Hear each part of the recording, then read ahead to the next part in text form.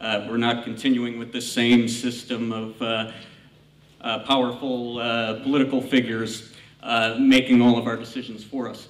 So again, this continues with my theme of community involvement. So who knows what's going to happen with the redistricting this time around, but my goal would be to rebuild all of the various ward organizations, to rebuild the structure of the city council so that we are more open, more democratic, so that the next time the maps are redrawn, we have more rectangular wards that actually correspond to definitive communities. Thank you.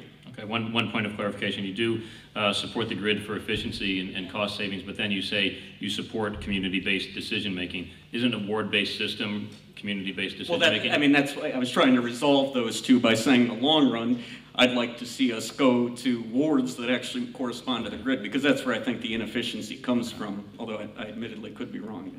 All right. Thank you. Mr. Jacks. Sure. I think this is another example of, the old Chicago way, the ward-based system. Again, the alderman is not a king. The ward is not his kingdom. The alderman should not, it shouldn't be the alderman's decision in whose snow or garbage or whatever gets picked up and when. I mean, that's clearly not efficient, and that's wrong. Everyone deserves equal treatment, and especially since this is costing all of us more money. In this budget crisis we have, should we really be focused on, paying tens of millions of dollars more to have this, ward-based pickup? Well, no. I strongly support, the grid-based system. It's more efficient, clearly. I think, I could be wrong, but I feel like it would be the same level of service at a cheaper cost. It'd be more effective for pickup to be along this common sense route. And not only should this happen because of the budget crisis, but also in light of that, I feel that, again, the aldermen need to lead by example. So make cuts, maybe it's a sacrifice to some aldermen to lose control of garbage pickup, but that should be made. I feel that aldermen should cut their expense accounts, be more transparent with their expense accounts, cut their staff budget, impose term limits, all these things, because I feel that in this in this budget crisis, we shouldn't be doing things that are less efficient, that really don't have any community-wide benefits. So thank you. Okay, thank you. And Mr. O'Donnell. I too actually what the savings are, and there are ways, I think, through some of the technologies available to us, like GPS, what we can do to further tree trim or to pick up our garbage. But I really think that whatever the savings is, I really kind of look at city services as a public health issue. I mean, I really myself have been involved where at one point the schools weren't getting their garbage picked up because of the change in the type of pickup and the mechanics needed for that. And if you've seen any place go in the summer in August for 2 or more weeks without a garbage pickup, it's not good. It's a public, rodent-infested problem. And I'm not going to allow it. If there's street cleaning, if there's salting, if there's something needs to be done in this ward, I'll do it. And we'll work with the grid system, but I'll be on that phone saying, get that sweeper over here. Okay. Thank you very much. On to our final question of the first round here of 2-minute responses, and the order of responses will be Mr. Reichel, Mr. O'Donnell, Mr. Pawar, and Mr. Jacks. Do you feel that the 47th Ward has the right balance of affordable housing options? And if given the opportunity as alderman, would you vote in support of the Sweet Home Chicago ordinance that provides that a share of Chicago's TIF funds be dedicated to affordable housing? If so, what would you do to ensure that its implementation benefits the 47th Ward? Mr. Reichel. Thank you for that question. And again, as I lay out on my website, I'm a strong supporter of the Sweet Home Chicago ordinance. I will support it unequivocally. And not only that, it's not enough as a legislator to promise to vote for something. You have to be part of the movement. You have to be part of that, the movement that gets it passed. And as alderman, I'll have the power to be there in the city council advocating on this bill's behalf. And I'm confident that we will get it passed to ensure that 20% or greater of TIF funds are allocated towards affordable housing. The availability of said affordable housing in the 47th Ward has gone down over the course of the last decade, and so it's certainly a concern. As I mentioned in my questionnaire for this event here, I would support considering use of the old hospital facility east of Damon on Sunnyside, or on Wilson, for Section 8 and HUD development.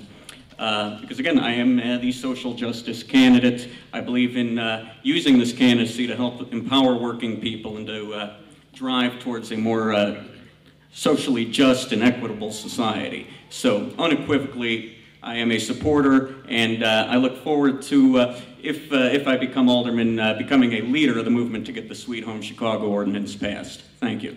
Okay, thank you. Mr. O'Donnell? I would vote for this ordinance with pride. The Sweet Home Chicago ordinance is one place that I would possibly support using TIF dollars other than for education. It's good for jobs, good for our neighborhoods, and vital to the human dignity of those who are less fortunate. The only thing more important than educating our children is making sure that they have a home to go to after school. The children who suffer from homelessness do significantly worse in school and are a far greater disadvantage when it comes to competing on a level playing field. These children are more prone to crime and drug abuse. It is vital to the future of our city that we pull children out of the grip of poverty so that we can do the best we can and give them a chance in life. We need to get rid of homelessness, get rid of those who cannot afford homes, and so this would be the way to do it, and I am fully in support of it. I feel I support affordable housing as a human right, and it needs to be honored. And a follow-up on that, do you have any specific thoughts in terms of how you would use those funds to achieve the goals that you outlined with respect to affordable housing? Well, you have to find where there is areas that are certainly where there's areas that need to be developed, that need, you know, we've torn down much of the city with the slums that we had, and we have to find places for those folks to live. And Here so, in the 47th Ward? Anywhere we can put it together. I'll sit down with anyone here, and if we can find an area for helping this, and it's a human right, and we all should think about it that way, that we should work with people to try and give them a right to the advantages that we share, and I'm fully in support. Right. Thank you. Mr. Pilar. I'm not principally opposed to Sweet Home Chicago. Actually, I think it's a great idea, but I think what we have to realize is you're taking TIF dollars, which is diverting from one stream of money into a separate pot. And now we want to create a third pot of money for Sweet Home Chicago. And what we have to remember is TIF is meant for the development of blighted areas. They're for the development it's for the development of affordable housing. I don't know why we need to create a third pot, but you know what? If it's a half measure that we have to start off with, I'm fine with that. I will vote for that. Now, in terms of affordable housing in this ward, yeah, I think we need to divert more funds to create it because, you know, I'm a renter. I've been a poor graduate student for almost my entire 20s, and you know, I need affordable housing. I need to make sure that I can afford to live here.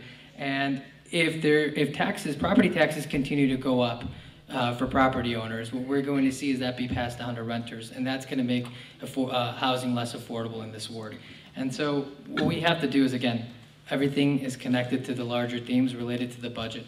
If we don't keep coming to property owners for increased property taxes year in and year out, you know, the 47th Ward has had massive increases over the past decade.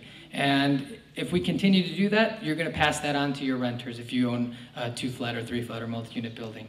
So to circle back, yes, I would vote for the Sweet Home Chicago if we cannot get real TIF reform through. But at the end of the day, the entire TIF program is meant for the development of blighted areas and to create affordable housing, to reduce poverty, for the social justice issues that Mr. O'Donnell was talking about.